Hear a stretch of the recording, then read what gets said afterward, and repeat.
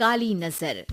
माँ माँ, अरे क्या माँ माँ कर रहा है? बकरी का बच्चा है क्या? अरे माँ मजाक छोड़ो, मुझे फाइनली वो मेन चौराहे वाली दुकान मिल गई है। अब देखना, आपका बेटा दुगनी स्पीड से पैसा कमाएगा। उफ़, ये क्या? मेरी ऑनलाइन मेकअप क्लास चल रही है। इतनी जोर से क्यों बोल रहे हो आप दोनों? अरे मेरी धर्म पत्नी जी, मेकअप क्लास बाद में करना। वो चौराहे वाली दुकान मिल गई है हमको। अरे वाह, रुको मैं अपनी माँ को फोन लगाकर बता देती हूँ। अरे मैं भी अपने रिश्तेदारों को बता देती हूँ, कितनी खुशी की बात है। हाँ हाँ, मैं भी अपने दोस्तों को बता देता हूँ, 1 हफ्ते बाद रजिस्ट्री है। बस घर में खुशी का मौका था। उन तीनों ने अपने अपने फोन उठाए और लोगों में बात फैलाना शुरू कर दिया। और रही सही कसर श्वेता बहू ने अपने पड़ोस में सबको बता कर दी। अरे वर्मा आंटी, अब हम भी जल्दी कार ले लेंगे, घर का रेनोवेशन होगा और ठाट से रहेंगे हम भी। अरे ऐसा क्या हुआ? लॉटरी बाटरी लग गई है क्या? अरे इस बार चौराहे वाली मॉल में हमको भी दुकान मिल गई है, दुकान नंबर 21, जो एकदम चौराहे पर है। अब ग्राहक बढ़ेंगे तो आमदनी भी बढ़ेगी ही ना। अरे वाह, कितनी खुशी की बात है। मैं बहुत खुश हूँ तुम्हें इतना खुश देख के। बाकी एक बात कहूँ, सबको मत बताते फिरना, किसी की नजर लग जाएगी तो खुशी की खबर वापस लौट जाएगी। हैं? ऐसे थोड़ी ना होता है, अब डरा रही हो। अरे सही कह रही हूँ, काली नजर कहते हैं इस चीज को, जब आप किसी को कुछ बताओ और वो काम बिगड़ जाए। अरे लेकिन मैं तो। तुमने सबको बता दिया ना? हाँ, फोन लगा लगा के। अब बच के रहना, काली नजर बड़ी खतरनाक होती है। श्वेता इतनी खुश रहती है कि वो वर्मा आंटी की बात पर ध्यान ही नहीं देती, जबकि पड़ोस में और भी लोगों से खुशी की खबर शेयर करती रहती है। अगले दिन राजेश बहुत दुखी होकर घर आता है। अरे बेटा क्या हुआ? मुंह क्यों सूजा हुआ है? मधुमक्खी ने काट लिया क्या? माँ, वो दुकान किसी और के पास चली गई, किसी ने ज्यादा भाव लगा दिया। अरे पर बात तो आपसे हुई थी ना उस दुकान वाले की।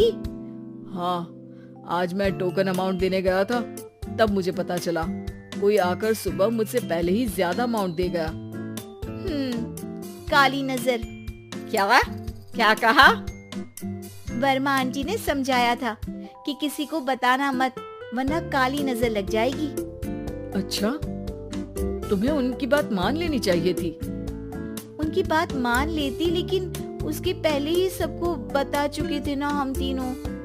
अरे अगली बार से ध्यान रखेंगे, कोई भी नई चीज होगी तो किसी को नहीं बताएंगे। तीनों कुछ दिन ऐसे ही रहते हैं, पर एक दिन श्वेता को एक मेल आता है। राजेश, मेरा ऑनलाइन मेकअप कोर्स कंप्लीट हो गया, अब मैं खुद का पार्लर खोल सकती हूँ। अरे वाह, अपने मोहल्ले में ही खोलते हैं। ये जो घर के सामने दुकान है ना, वहीं। हाँ, यहाँ सस्ती भी मिल जाएगी। अगले दिन श्वेता वर्मा आंटी के पास जाती है मिठाई का डब्बा लेकर। अरे आओ आओ, कैसे आना हुआ? जोर से नहीं बोलूंगी। वो सामने वाली दुकान है ना, वहाँ मैं अपनी पार्लर की दुकान खोलने वाली हूँ, उसकी मिठाई है। अरे वाह, बहुत बधाई हो तुमको।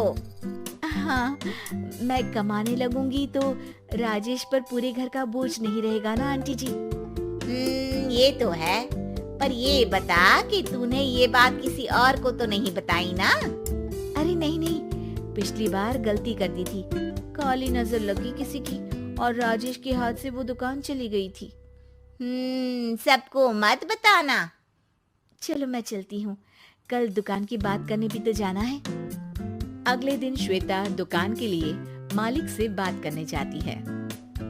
अरे लेकिन दुकान तो हम कल रात को ही किसी को दे चुके हैं। कल ही? हाँ कल ही। 2 दिन बाद कोई यहाँ पार्लर भी खोल लेगा। अब कहीं और दुकान देख लीजिए। अरे पर हमको भी तो पार्लर ही खोलना था। भाई एक ही दुकान है, आधी आधी तो नहीं दे सकता ना मैं। राजेश और श्वेता घर पर हताश होकर आ जाते हैं। इस बार तो किसी को बताया भी नहीं था, अब किसकी काली नजर लग सकती है। सुनो, तुमने माँ को बताया था क्या? अरे कैसी बात कर रही हो, माँ की नजर थोड़ी ना लगेगी। पक्का तुमने किसी को नहीं बताया था ना? सिर्फ वर्मा आंटी को बताया था, उन्होंने ही मुझे किसी को नहीं बताने को कहा। अरे यार तुम भी सही हो, मेरी माँ को नहीं बताने को कह रही हो, पर वर्मा आंटी को बताना तुम्हें जरूरी लगा। अरे वर्मा आंटी ने ही तो काली नजर के बारे में बताया था ना, वो हमेशा हमारा भला ही तो चाहती है। मेरी माँ भी हमारा भला ही चाहती है। अरे पर चिल्ला क्यों रहे हो, बात नहीं कर सकते क्या आराम से? नहीं आता वो आराम से बात करना, और करना भी नहीं चाहता हूँ मैं।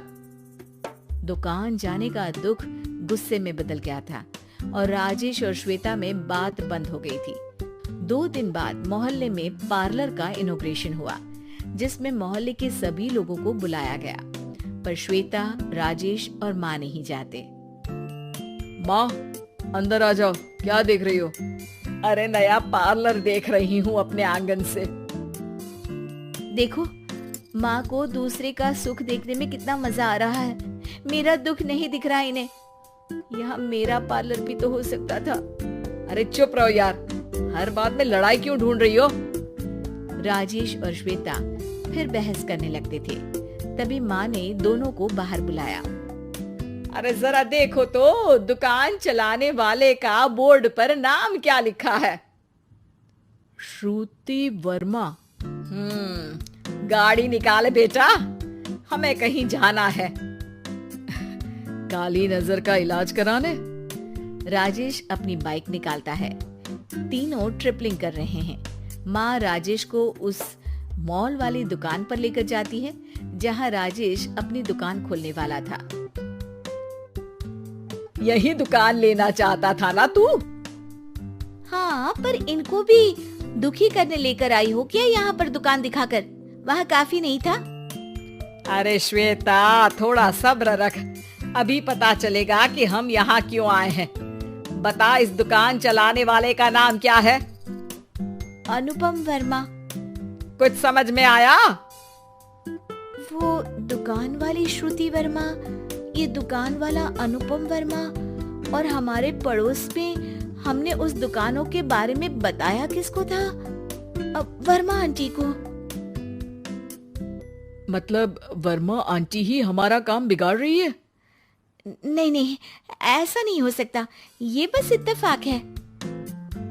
राजेश अपना फोन निकालता है और श्रुति वर्मा और अनुपम वर्मा के नाम फेसबुक पर सर्च करता है, जहां ये दोनों ही वर्मा आंटी के रिश्तेदार होते हैं।